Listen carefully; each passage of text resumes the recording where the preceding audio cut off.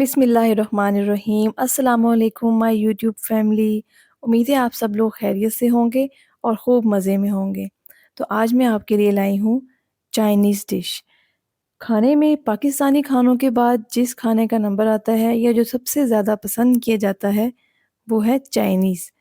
वैसे तो चाइनीज़ में बहुत सारी डिशेस हैं, लेकिन सबसे ख़ास और सबसे मशहूर डिश है वो है चिकन मंचूरियन। तो आज मैं आपको बताऊंगी चिकन मंचूरियन बनाने का बहुत ही आसान और सिंपल सा तरीका। आपने सारे स्टेप्स को फॉलो करना है। तो चलिए हम अपनी रेसिपी को स्टार्ट कर लेते हैं। सबसे पहला स्टेप है हमारा यहाँ पर चिकन को मैरिनेट करने का। यहाँ पर मैंने लिया है 700 ग्राम चिकन, जिसको छोटे छोटे 1 बाइट क्यूब्स में कट कर लिया है। नमक शामिल करेंगे 1 टीस्पून, काली मिर्च हाफ़ टी स्पून, सफ़ेद मिर्च हाफ़ टी स्पून, इसके अलावा कुटी हुई लाल मिर्च हाफ़ टी स्पून जाएगी। लहसुन का पेस्ट शामिल करेंगे 1 टीस्पून, 1 अदद अंडा है और कॉर्नफ्लोर और मैदा को मैंने दोनों को मिक्स कर लिया है, जिसमें 2 टेबलस्पून कॉर्नफ्लोर है और 2 टेबलस्पून ही मैदा है। मैदा शामिल करने से हमारे जो चिकन के पीसेस हैं वो बहुत ही सॉफ्ट बनेंगे, बहुत जूसी बनेंगे। तो इसके अलावा 1 टीस्पून सिरका और 1 टीस्पून ही सोया सॉस हम शामिल करेंगे। चिकन को मिक्सिंग बाउल में ट्रांसफ़र कर लिया है। अब इसमें हम अपनी तमाम तर चीज़ें आहिस्ता-आहिस्ता स्टेप बाय स्टेप शामिल करते जाएंगे। सबसे पहले इसमें जाएगा लहसुन, इसके बाद तमाम तर मसाले जाएंगे, काली मिर्च, सफ़ेद मिर्च, कुटी हुई लाल मिर्च और इसके अलावा नमक। इसके बाद मैं इसमें शामिल कर दूंगी 1 अदद अंडा। अंडे से बहुत अच्छी सी बाइंडिंग हो जाएगी और चिकन में बहुत अच्छा सा फ्लेवर आएगा। 1 टीस्पून सोया सॉस, 1 टीस्पून ही जाएगा इसमें सिरका। इन सब चीज़ों को आपने स्टेप बाय स्टेप डालते जाना है और इनको मिक्स करते जाना है। अब लास्ट में बारी आती है कॉर्नफ्लोर और मैदा शामिल करने की। इन चीज़ों को हमने चिकन के अंदर शामिल करके अच्छे तरीके से मिक्स कर लेना है, ताकि तमाम मसाले और हमारी तमाम तर सॉसेस जो हैं वो कंबाइन हो जाएं। अब इस चिकन को 20 से 25 मिनट के लिए मैरिनेट होने के लिए रख देना है। तो यहाँ पर हमारा चिकन जो है वो 25 मिनट के बाद बिल्कुल अच्छे तरीके से मैरिनेट हो चुका है। अब एक पैन में ऑयल शामिल करेंगे और चिकन के पीसेस को एक-एक करके इसमें डालते जाएंगे। चिकन को हमने लो टू मीडियम फ्लेम पे डीप फ्राई करना है, ताकि अच्छे तरीके से चिकन के जो तमाम तर पीसेस हैं वो अंदर से कुक हो जाएं। चिकन के तमाम पीसेस को ऑयल में शामिल करने के बाद फ़ौरन से आपने मिक्स नहीं करना। जब अच्छे तरीके से एक साइड कुक हो जाएगी तो आपने इसको चम्मच की मदद से हल्का-हल्का सा मिक्स करते जाना है और एक लाइट सा गोल्डन कलर आने तक फ्राई करना है। तो जैसे कि हमारा चिकन जो है वो लो फ्लेम पर फ्राई हुआ है, तो इसका बहुत अच्छा सा कलर आ गया है और हमारा चिकन डन है। इसी तरह आप तमाम तर चिकन के पीसेस अपने फ्राई कर लें। आप देख सकते हैं हमारा सारा चिकन फ्राई हो गया है और माशाल्लाह से बहुत ही डिलीशियस लुक है इसकी। तो अब बारी आती है इसकी सॉस तैयार करने की। सॉस तैयार करने के लिए 1 कप यहाँ पर मैंने लिया है केचप का, 1 मेजरिंग कप जो होता है, और 3 टेबलस्पून चीनी इसमें जाएगी। काली मिर्च जाएगी 1 टीस्पून, कुटी हुई लाल मिर्च जाएगी 1 टीस्पून, नमक है 1 टीस्पून। इसके अलावा इसमें जाएगा बारीक चॉप किया हुआ लहसुन 3 टेबलस्पून, चिकन स्टॉक है 2 कप, सोया सॉस 3 टेबलस्पून, सिरका है 4 टेबलस्पून और चिली सॉस हम इसमें शामिल करेंगे 1 टेबलस्पून। तो चलिए सॉस बनाना स्टार्ट करते हैं। इसके लिए मैंने एक कढ़ाई में 4 टेबलस्पून कुकिंग ऑयल को गर्म कर लिया है और उसमें शामिल कर दिया है अपना चॉप किया हुआ लहसुन, जो कि है 3 टेबलस्पून। इस रेसिपी में लहसुन थोड़ा सा ज़्यादा जाएगा, क्योंकि लहसुन का फ्लेवर थोड़ा सा रिच ही इसमें अच्छा लगता है। यहाँ पर लहसुन को ज़्यादा फ्राई नहीं करना है, इसका कोई भी कलर नहीं आना चाहिए। बस जब हल्की हल्की सी इसकी खुशबू आने लगेगी तो हम इसमें शामिल कर देंगे टोमेटो केचप।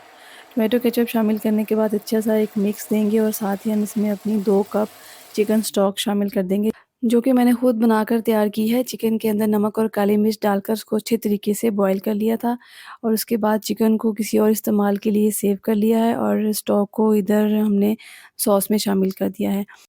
तो आप यहाँ पर चिकन स्टॉक क्यूब्स जो होते हैं वो भी शामिल कर सकते हैं पानी में मिक्स करने के बाद, उससे भी इसका फ्लेवर बहुत अच्छा आएगा। अब हम इसमें शामिल कर देंगे कुटी हुई लाल मिर्च और काली मिर्च और नमक। सब चीज़ों को अच्छे तरीके से मिक्स करेंगे। यहाँ पर फ्लेम जो है वो बिल्कुल स्लो है। तो अब बारी आती है इसमें चीनी शामिल करने की। 3 टेबलस्पून चीनी मैं इसमें शामिल कर रही हूँ और बाद में इसको चेक कर लेंगे, अगर कम हुई तो और भी शामिल की जा सकती है। क्योंकि ये खट्टी मीठी सी सॉस है तो इसमें जाएगा सिरका और उसके अलावा जाएगा सोया सॉस, जो कि इसके फ्लेवर को और ज़्यादा इन्हेंस कर देंगे। स्लोली कंटिन्यूअसली चम्मच चलाते जाएं और अब इसमें हम शामिल कर देंगे 1 टेबलस्पून चिली सॉस। अब हमारी सॉस बिल्कुल बनकर तैयार हो गई है। बारी आती है सॉस की थिकनेस की। تو تھکنس کے لیے میں نے یہاں پر 2 ٹیبل اسپون کارن فلور لیا ہے، اس کو پانی میں مکس کر کے اس میں شامل کرتے جائیں گے اور ساتھ ساتھ ہلاتے جائیں گے۔ اس کو تقریباً 2 سے 3 منٹ تک آپ نے پکانا ہے تاکہ کارن فلور کا کچا پن دور ہو جائے۔ تو اب اس میں ہم شامل کر دیں گے اپنا تیار کیا ہوا چکن۔ تمام چکن کے پیسز کو آرام آرام سے ساس کے اندر شامل کر دیں گے، اور جو ہماری ساس ہے وہ بالکل پرفیکٹ تیار ہوئی ہے، بہترین چکن کے حساب سے اس کی تھکنس بھی بہت اچھی ہے اور اس کی کوانٹٹی بھی بالکل بہترین ہے۔ اب اس کے اندر تھوڑا سا گارنشنگ کے لیے سبز پیاز شامل کر دیں گے اور ہماری مزیدار سی چکن منچورین تیار ہے۔ اب ہم چاولوں کی تیاری کر لیتے ہیں۔ تو چاول بنانے کے لیے جو میں نے سب سے پہلے اجزاء لیے ہیں اس میں 4 عدد انڈے ہیں، جن کو نمک، کالی مرچ اور تھوڑا سا یلو فوڈ کلر ڈال کر مکس کر لیا تھا۔ اس کے علاوہ سبز پیاز ہے 1 کپ، گاجر اس میں جائے گی 1 کپ چھوٹے چھوٹے چنکس میں کٹی ہوئی، شملہ مرچ جائے گی 1 کپ، اور اس کے علاوہ لہسن ہے 1 ٹیبل سپون، نمک ہے ½ ٹی سپون، سفید مرچ اس میں جائے گی 1 ٹی سپون، سرکہ 1 ٹی سپون اور سویا سوس 1 ٹی سپون۔ اس میں کالی مرچ شامل نہیں کریں گے کیونکہ کالی مرچ کی وجہ سے نا ہمارے چاولوں کا جو کلر ہے وہ تھوڑا سا ڈارک ہو جائے گا، تو وہ پھر اچھا نہیں لگے گا۔ یہاں پر چاپ لہسن کا استعمال کرنا ہے، لہسن کا پیسٹ بالکل استعمال نہیں کرنا۔ سب سے پہلے انڈے ہم اپنے فرائی کر لیتے ہیں، تو ان کے لیے 2 ٹیبل سپون آئل کو گرم کر لیا ہے اور اس کے اندر انڈے شامل کر دیں گے۔ انڈے شامل کرنے کے بعد ان کو فوراً سے آپ نے مکس نہیں کرنا کیونکہ ہمیں ان کے چھوٹے چھوٹے سے پیسز چاہیے ہوں گے۔ اگر ہم فوراً سے مکس کر دیں گے تو وہ اس کا ایک پیس سا بن کر تیار ہو جائے گا۔ تو جیسے ہی دیکھیں انڈا ایک طرف سے پوری طرح کوک ہو جائے گا تب ہم نے اس کو مکس کرنا ہے اور پوری طرح پکا کر پین سے نکال لینا ہے۔ اب اسی پین میں چاولوں کے حساب سے میں نے 1 کپ آئل شامل کیا ہے، اس کو ہلکا سا گرم کریں گے اور چاپ کیا ہوا لہسن اس میں شامل کر دیں گے۔ لہسن کو یہاں پر ہلکا سا براؤن کرنا ہے اور ساتھ ہی ہم نے گاجر شامل کر دینی ہے۔ چاول بنانے کا جو پروسیس ہے وہ ہم نے ہائی فلیم پر کرنا ہے کیونکہ کسی بھی سبزی کو ہم نے پکانا نہیں ہے۔ 1 بائی 1 سب سبزیوں کو شامل کرتے جائیں اور ساتھ ساتھ فٹافٹ اس کو مکس کرتے جائیں۔ یہ چاول منٹوں میں بن کر تیار ہو جائیں گے، بس ان کا جو کٹنگ کا پروسیس تھا وہ ہمارا ایک دفعہ ڈن ہو جاتا ہے، تو کوکنگ میں اس کا کوئی ٹائم نہیں لگتا۔ نمک اور سفید مرچ شامل کر دیں گے، ساتھ ہی سویا سوس، سرکہ بھی شامل کر کے اس کو اچھے طریقے سے مکس کر لیں گے۔